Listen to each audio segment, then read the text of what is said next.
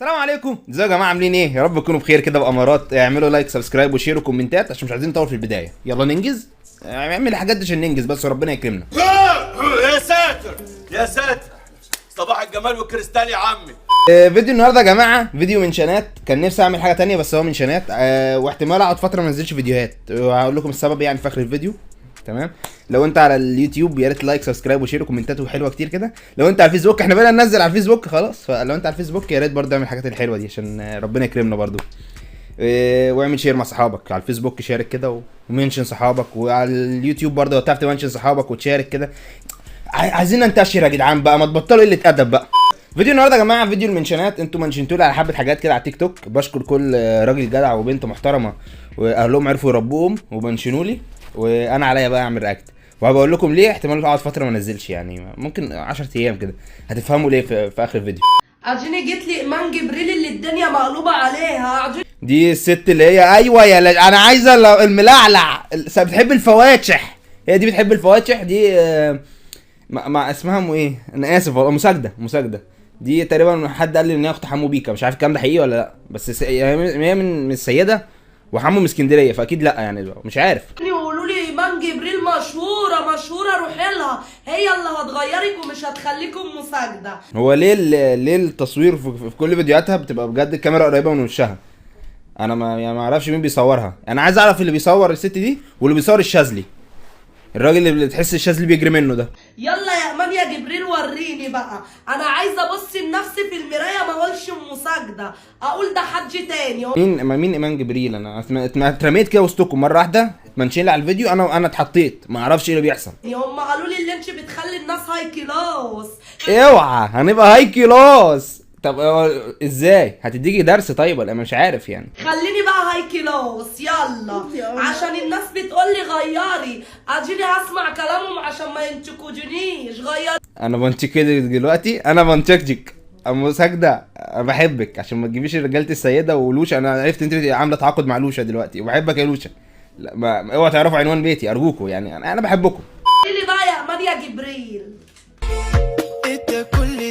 نقفل الاغنيه عشان كوبي رايت يعني. ما تمام يعني مع نفسك كملي.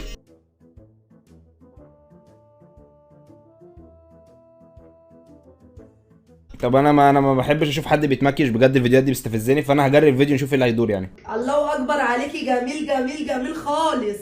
لا ده انت خلاص خليتيني اصرف نظر عن الفواتح. فواتح حلوه. انا ما بحبش برضه البنات اللي بتتمكيش. تمام عاش يا امان يا جبريل. اللي بعده. هي ايه الاغنيه دي انتشرت ليه كده؟ ايه ده كل ده قلبي ده وايه البتاع اللي في بقك ده؟ دي البتاعه دي لحد صح منشن على الفيديو ففي كل الكومنتات ان دي حاجه بتتباع في اسمه ايه، شي ان، حاجه بتجيبها البنات، بتبقى عامله غمازه صناعيه كده، فمش عارف ايه الخرا ده.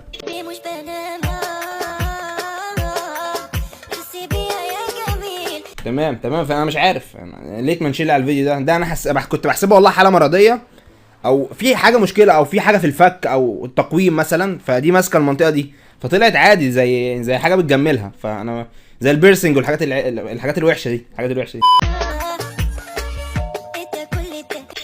في ايه هو مين؟ انتوا نفس البنت بس هنا فكت شعرها وغيرت الديكور اللي وراها وبنفس البتاع. ايه تقريبا انا ما بتعملش غير على الساوند ده، بس انتوا باعتين لي ليه مرتين برضو يعني؟ ما يعني تمام هي براحتها، احنا مالنا. يا سويسي اختي بتموت فيك وعاوزه تتجوزك. شوفي سويسي بحبك يا سويسي، بحبك. الراجل ده كان طالع ترند بس احنا ما اتكلمناش عنه ليه؟ عشان مش شايفه بيعملش حاجه، مش شايفه ما بيعملش حاجه غلط يعني او بيعمل حاجه هبله. فالراجل عادي شغال وبيحاول في ناس بتقول ان هو بيدور على الشهره. لا بص، انت دلوقتي عايش في بلد اوروبيه مليانه ناس كلهم ايطاليين او في نسبه قليله قوي عرب، فانت هتبقى قاعد جادد طول النهار، فانت عايز تبقى متواجد مع الناس، عايز تاخد وتدي، عايز تتكلم، عايز تتبسط، فاهم؟ فهو انا شايفه ان هو بيعبر عن رايه او بيعبر عن نفسه بدل ما يكتئب. فكل التحيه والتقدير ليك يا سويسي. نسوان بتتخانق عليا، اخوها بيخطبها لي. ايه ريال انت علمت اسمها ايه دي الكلام ده وبقت بتقول اريال وكلام تاني. شفت فيديو تاني برضو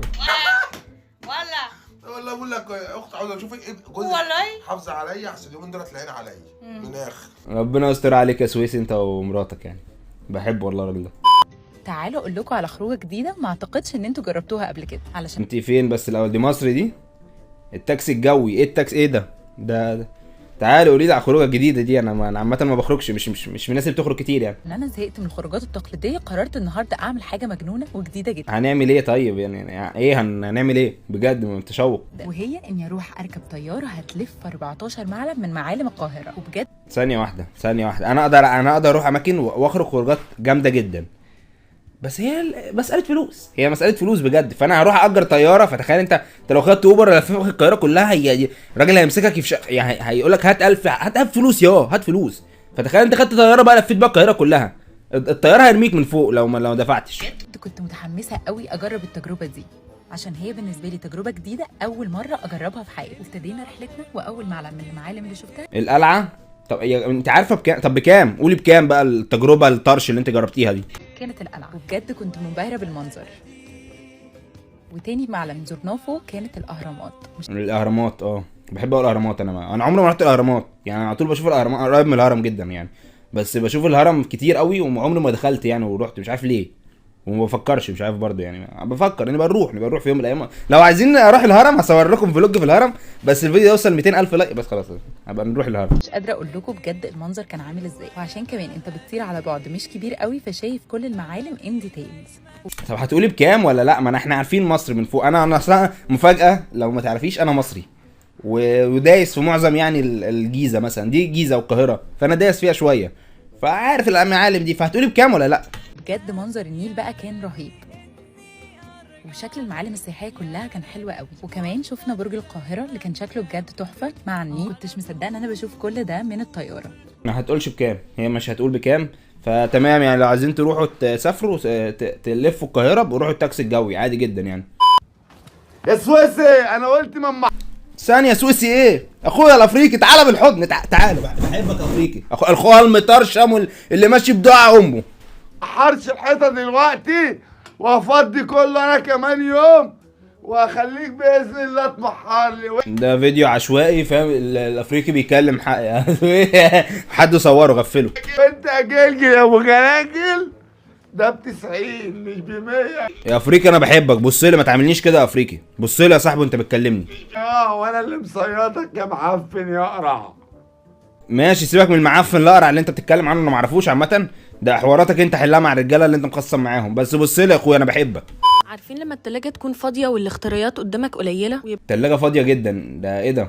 انت ازاي مستحمله اللي انت فيه ده؟ ويبقى عندك هبوط اضطراري ومحتاج تاكل اي حاجة اي حاجه ايه ده ايه ده؟ دي فخده تقريبا دي ولا ايه؟ تمام، بس للأسف ما قدامكش غير لحمة، فقلت اللحمه وحشه؟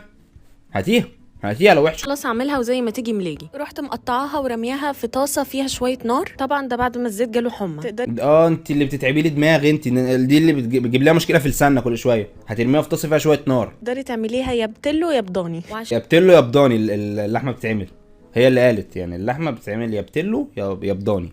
انت بقى زي الشفتات المحترفين، بلاش تحطي بايدك التخينه مبهورات كتيره. لو ايدك رفيعه حطي عادي، لكن يا الله والله هي اللي قالت. نفسي اتعرف على طاهي يعلمني طريقه المندي، بس بيقولوا انه بيدفنوها 75 ساعه في جوف الارض. 75 ساعه؟ مين اللي ليه ايه ده؟ يعني انا لما بروح حضرموت اقول له عايز مندي بيبقوا دافنينه 75 ساعه جوه.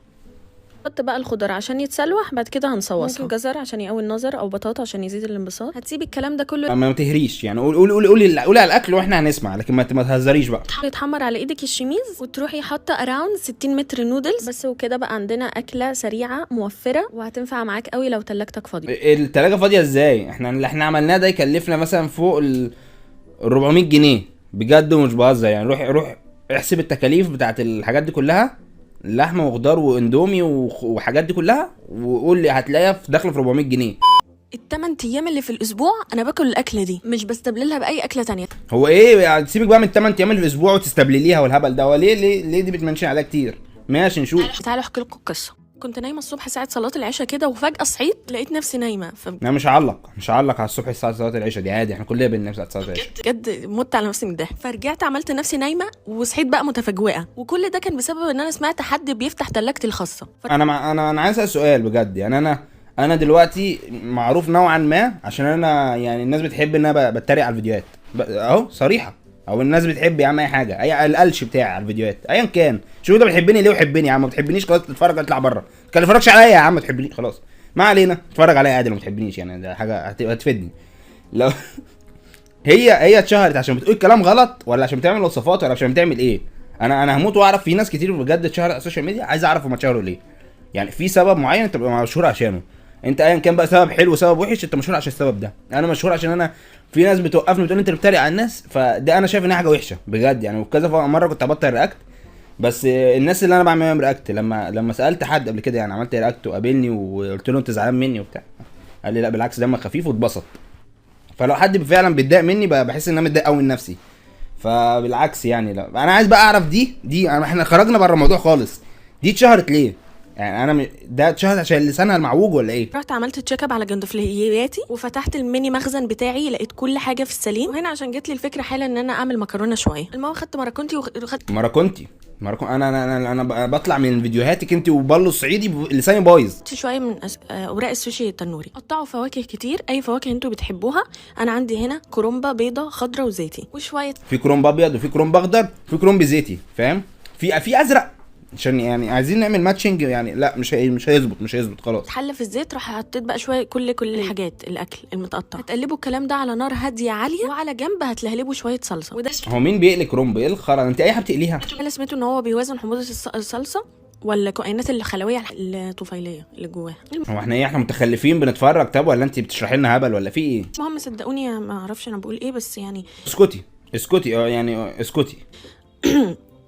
هتقلبوا كل الحاجات دي تف فيها تف في الحله، فاهمه؟ ودي يا جماعه بتفيد اي حاجه. قولي بتفيد اي حاجه، ما هبل بيحصل يعني. بنحمر كرنب بلحمه ببصل، انا ما اعرفش ايه ده في بعض. وبعد كده تحطوا النودز بتاعتكم كلها على كل الكلام ده. عندكم كذا اختيارات بتختاروا. هو الاندومي ده ملوش اهل، النودلز ملهاش اهل، عمالين نعمل بيها اي خرا. الست دي لازم نجيبها في سلسله رمضان. فكروني في سلسله رمضان، قولوا لي اعمل عليها فيديو رياكت. اسمها ايه؟ سلمى مش عارف ايه، قولوا لي هات سلمى وانا افتكر. اختيار واحد منهم. لو انت بتحب السبايسي واللي مش حراق مش هتحط الباكيت كله. طب لو انت بتحب الحراق والسبايسي في نفس الوقت مش هتحط الباكيت كله برضه. بصوا بقى يا جماعه، هو ده اللون اللي احنا كنا عايزين نوصل له في اخر الطريق، الاحمر. الف هنا، انا مش هكمل الفيديو. الف هنا يعني، يا رب تتبسطي. الرياضيات مادتي. ثانيه واحده، تحفيز ايجابي لاختبار الرياضيات. ماشي يعني. قولي. والمعادلات لعبتي. الرياضيات مادتي والمعادلات لعبتي. كذب، كل ده كذب اقسم بالله. يعني انا بجد انا حاجه وحشه قوي في الرياضه. انا وحش جدا. انا عقلي آلة حاسبة. انا عقلي آلة حاسبة خربانه، فاهمه؟ باظت يعني هي نزلت من المصنع بايظه، ما اشتغلتش، فاهمه؟ انا من زمان من وانا صغير ما بتجيش معايا الرياضه دي يعني. الحمد لله ان انا طلعت بعرف احسب، يعني بعرف اعد الفلوس وبعرف اعرف الباقي وكده يعني. لكن غير كده انا دماغي تعبانه. ما تقوليش بقى قص وجذر تربيع واسم مطوله والكلام المقرف ده. انا بقى بجد حاسس حد ماسكني كده، فاهمه؟ ده يا الله، ده الله يمسكي بالخير يا ميس حنان. في اعدادي كنت بخنقها والله العظيم يعني. ربنا يديها الصحه يعني. آلة حاسبة. انا عقلي آلة حاسبة. انا بفهم الرياضيات، بس لو اديت لنفسي فرصه. انا والله اديت نفسي فرص، مش فرصه واحده. انا حمار انا اسف يعني. انا اسف ليه يا عم؟ انا اتكلم عن نفسي. انا حمار في الرياضه، انا زباله كده، ما بعرفش في الرياضه حاجه خالص يعني. انا اقول لنفسي كده، انت ما تقولش. لو قلت يبقى امك. انا بفهم الرياضيات، بس لو اديت لنفسي فرصه. انا ببدع في حل المسائل. انا اتوترت منك. يعني انا بقيت دلوقتي ما بفهمش في الرياضه ومتوتر. هو حد عم يعمل لي كده؟ ايه ده؟ وبكده يا جماعه خلص الفيديو بتاع النهارده. لو لسه ما عندوش لايك يا ريت تعملوا لايك وسبسكرايب في القناه وشير وكومنتات وحاجات حلوه كده عشان نوصل لمليون متابع مشترك. ولو انت على الفيس يلا اتفرج اعمل لايك برضو، عرفوني يعني. كله يكتب كومنتات في اي حته، اكتب كومنت يا ريت تعرفني برضو. وليه هغيب انا 10 ايام او اكتر يعني؟ لا اقل ان شاء الله، اقل، عشان مسافر يعني. انا مسافر، فادعوا لي اوصل بالسلامه وارجع بالسلامه ان شاء الله، عشان اعمل لكم فيديوهات حلوه. وصلوا على النبي. ولو حاولت هحاول اضغط على نفسي بجد، عشان انا مزنوق في الوقت يعني. انا دلوقتي بص يعني ممكن اسافر بعد كام ساعه، فهحاول اخلص الفيديو ده مونتاج وتصوير يعني. دي تصوير خلصت، في مونتاج بقى هحاول اخلصه بسرعه. عرفت اعمل فيديو تاني امنتجه وانا مسافر وانزله وانا مسافر، تمام. ده رضا، ده رضا بجد. وهحاول انزل لكم شورتات، فتابعوني وصلوا على النبي. يلا، السلام عليكم.